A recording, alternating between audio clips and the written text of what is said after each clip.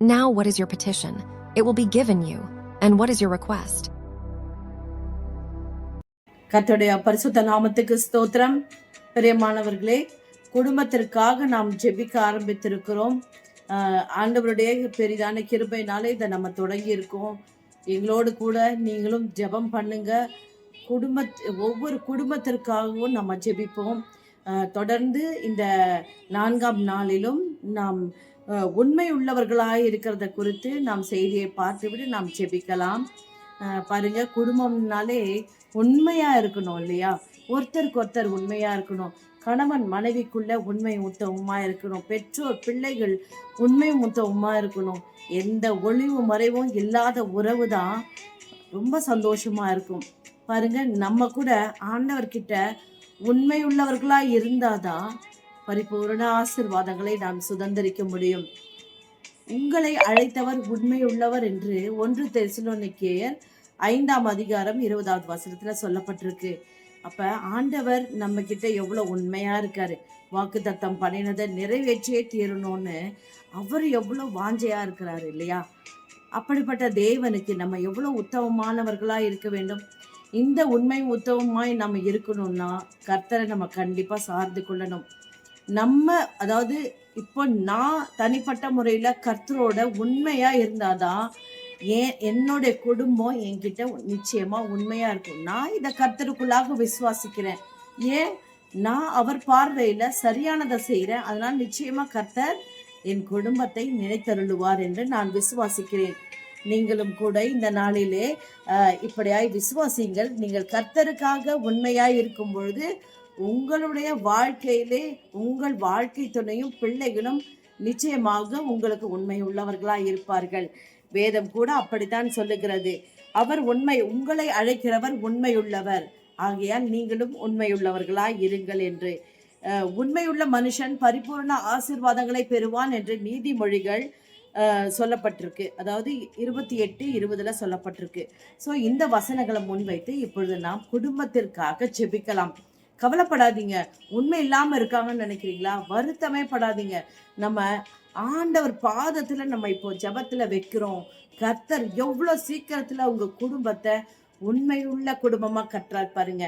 நீங்க கர்த்தருக்கு முன்னால உண்மை உள்ளவர்களா நீங்க நடந்து கொண்டீங்கன்னா உங்க வாழ்க்கை நிச்சயமா சந்தோஷமா இருக்கும்.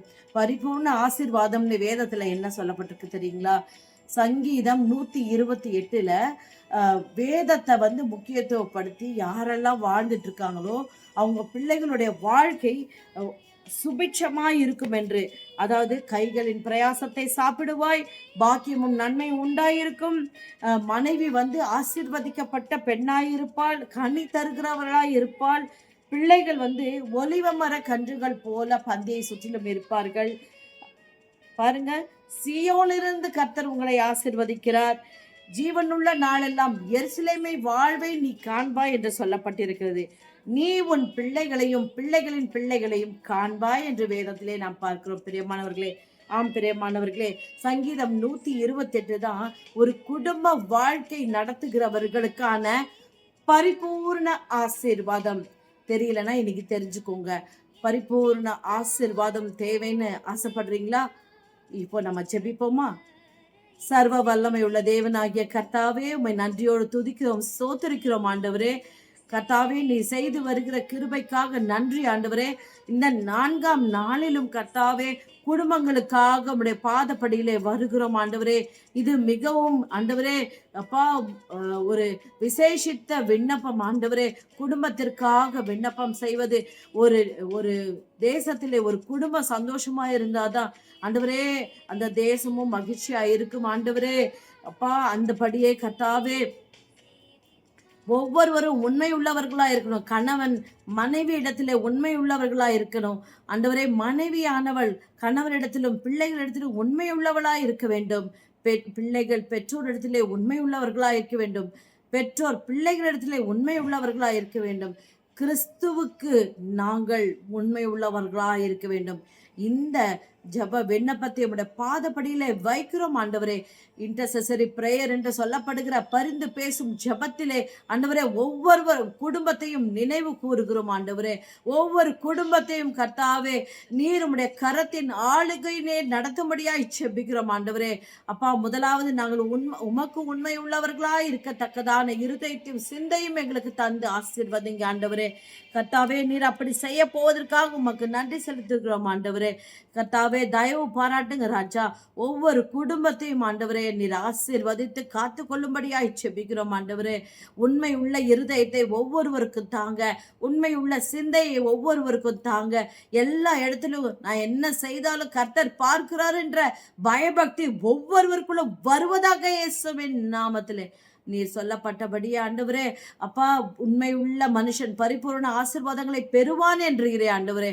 ஆம் கர்த்தாவே, பரிபூரண ஆசீர்வாதங்களை ஆண்டவரே சுதந்தரிக்கும்படிக்கு ஆண்டவரே ஒவ்வொரு குடும்பத்தையும் நீர் தொடும்படியாக ஆசீர்வதிக்கும்படியாக கெஞ்சி மன்றாடுகிறோம் ஆண்டவரே. உம்முடைய பாதத்திலே நாங்கள் முழங்காலிலே நின்று கெஞ்சுகிறோம் அப்பா. ஒவ்வொரு குடும்பத்தையும் நினைத்தருளும் ஆண்டவரே. சமாதானத்தினாலும் ஒற்றுமையினாலும் ஆண்டவரை விட்டு கொடுத்து வாழ்கிற வாழ்க்கையின் மூலமாய் குடும்பங்கள் கட்டப்படுவதனாலும் கர்த்தாவே ஒவ்வொருவருக்கும் தேவையான ஞானத்தையும் பலனையும் ஆண்டவரே ஆரோக்கியத்தையும் நீர் தரும்படியாய் செபிக்கிறோம் ஆண்டவரே. பிலிப்பியர் 4:8 சொல்லப்பட்டது போல ஆண்டவரே அப்படிப்பட்ட சிந்தையை ஒவ்வொருவருக்கும் தரும்படியாய் செபிக்கிறோம். இயேசுவின் மூலம் ஜெபிக்கிறோம் பிதாவே. ஆமென், ஆமென், ஆமென். பிரியமானவர்களே, ஆண்டவர் பாதத்திலே நாம் வைத்திருக்கிறோம். நீங்களும் விசுவாசியுங்கள். கர்த்தர் நம் ஜெபத்தை கேட்டார். அவர் ஏற்ற வேளையிலே நமக்கு ஆசீர்வதிப்பார். God bless you.